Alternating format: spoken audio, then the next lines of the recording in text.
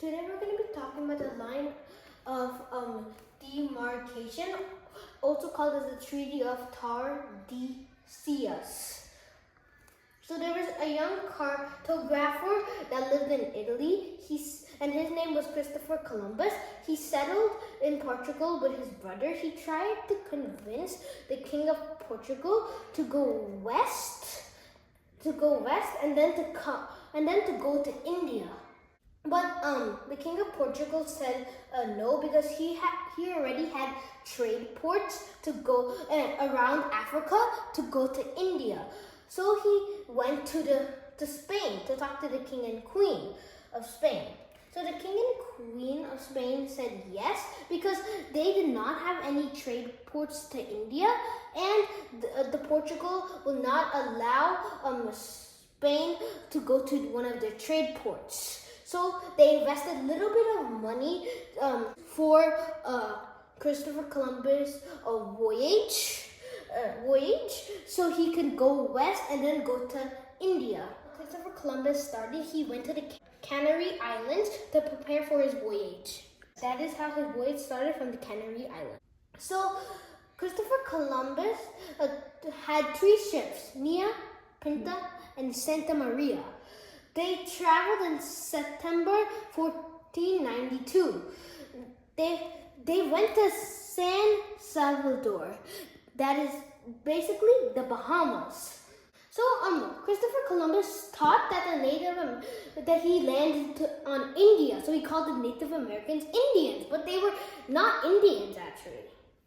He came back in Jan of 1493. Some people are not sure that he got a boat wreck and he came to Portugal, or he came to Portugal to brag to the Portugal king on how big of an opportunity he lost. So Christopher Columbus came back with Native Americans and some different types of fruits. And came back to Portugal to show off to the King of Portugal on how big of opportunity he had lost. The king summoned Christopher Columbus to his palace, and the King of Portugal said that the islands that Christopher Columbus discovered belonged to him. So he captured Christopher Columbus, but Christopher Columbus sent a message to the Queen and King of Spain. The Queen and King of Spain took warships, but they didn't attack because they knew that Portugal was really good with a navy. So they went back and they talked to the Pope in Italy.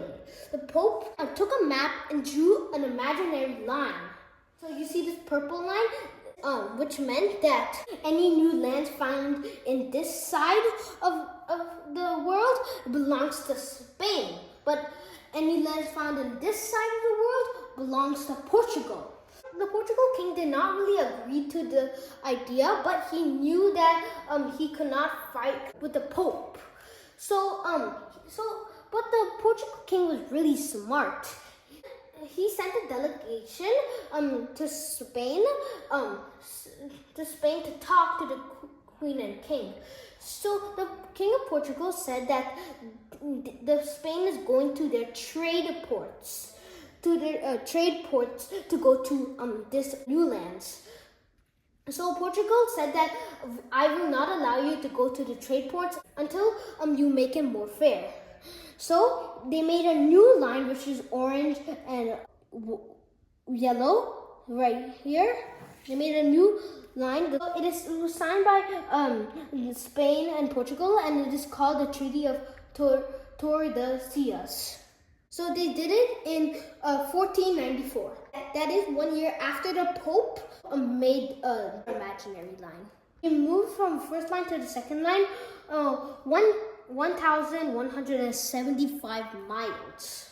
So this way, Portugal can get some lands of the new land. That is why everybody in Brazil speak Portuguese, but the remaining parts of South America speak Spanish.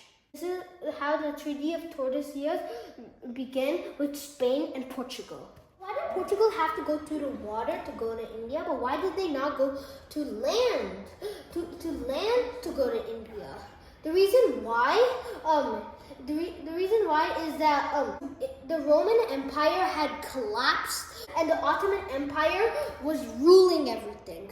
So they couldn't go to the Mediterranean Sea to go to land because the Ottoman Empire was stopping all the routes for Europeans. So they had to find a new water route to go to India. That's why Portugal set up a lot of trade ports near Africa to go to India.